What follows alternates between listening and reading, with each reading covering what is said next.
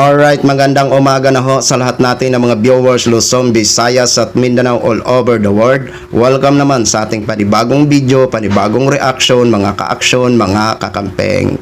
So pag-usapan lang ho natin yung mga eksena kahapon naman sa loob ng Senado. Ano na ho ang nangyayari, Senate President Alan Peter Cayetano?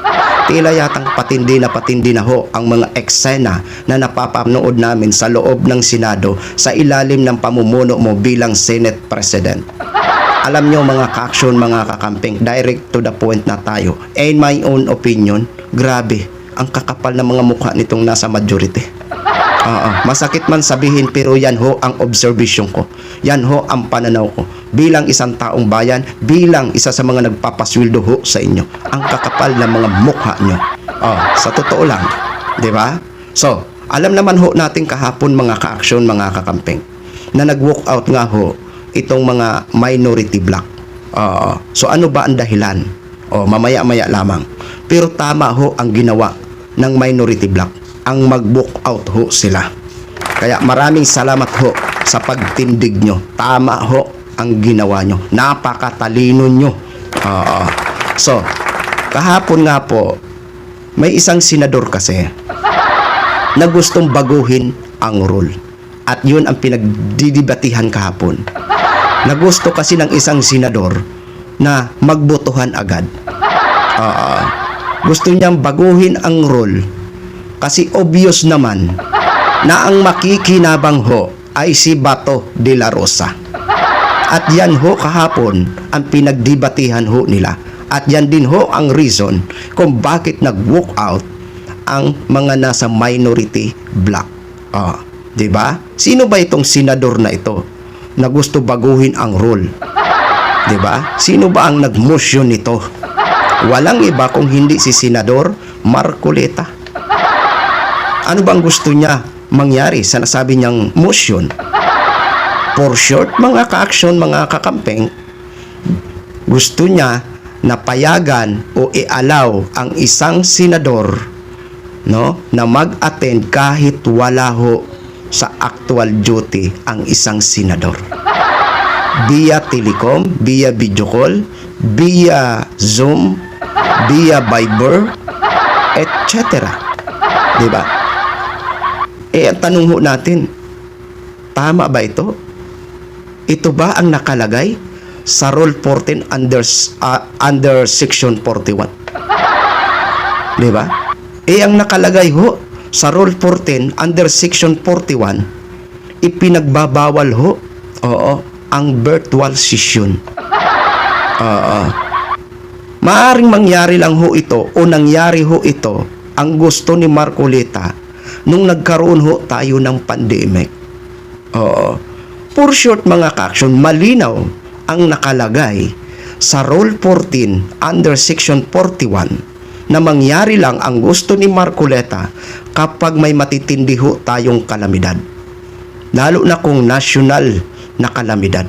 Yun, mangyari lang yun ang gusto ni Marcoleta.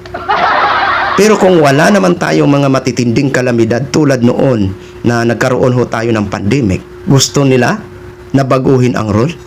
Obvious naman talaga na ang makikinabang si Bato. Diba? Ang iba pa dyan na ipapabalita na posible magkaroon na ho ng warrant. Diba? Balikan ho natin si dating Senador Attorney Leila de Lima. Noong mga panahon ba ni de Lima, nung na-detain ho siya, inalaw din ba siya? Hindi siya inalaw. May naghain ng resolution na i-allow nga si dating Senador Attorney Leila de Lima na maka-attend gamit ang mga high-tech na mga kagamitan. Pero hindi ho inaprubahan. Kaya napaka-unfair naman. Kaya tama lang ho. Di ba? Ang naging naging naging privilege speech ni Senador Erwin Tulfo kahapon mga ka-aksyon, mga kakamping. Eto ho mga ka-aksyon. Panoorin at pakinggan ho muna natin ito. Have this inserted in section 41C makaboto po kung sino man yung makukulong dahil sa announcement ng the Ombudsman na may lalabas na po ang warrant ng ilan sa mga kasama natin, Madam President. That is my question, Madam Madam President. Chair, the gentleman is out of order because his question sa mamadali, bakit, can be discussed in the actual motion. Can be discussed after the motion whether we should take it out. We take offense that bibigyan niya ng ganyang kulay.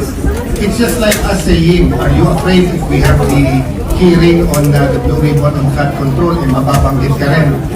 You do not make that kind of statements here in the Senate because you assume good faith from everyone. That rule hindi minadili.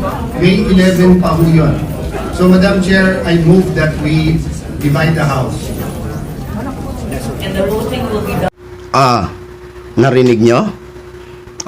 Posible. Tama ho. Posible na tama yung sinabi ni Senador Erwin Tulfo. Di ba?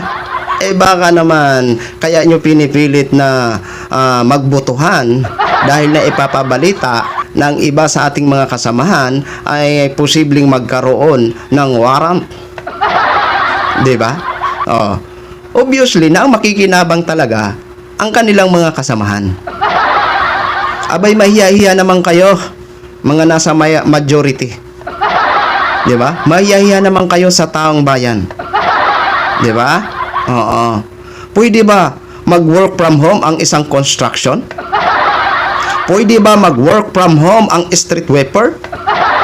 Pwede ba mag-work from home ang isang kusinero? Pwede ba mag-work from home ang isang driver? Di ba? Mayaya naman kayo. Isipin nyo naman kami. Hindi lang yung ikaw ang lagi. Kayo ang lagi. Di ba? Ikaw ang lagi. Ikaw. Di ba? Paano naman ho kami? Kumustahin nyo naman kami. Di ba? Diyos ko. Kakahiya nga eh. Nakakahiya na ang mga nahalal bilang miyembro ng komite Blue Ribbon. Nakakahiya dahil may kinakaharap na kaso. Sinong iimbestigahan nyo? Mga sarili nyo? Di ba? Mga sarili nyo ang iimbestigahan nyo? Diyos ko po, Rudy. Yun lang ho, mga ka-action, mga kakamping knowing, share ko lang ho sa inyo yan.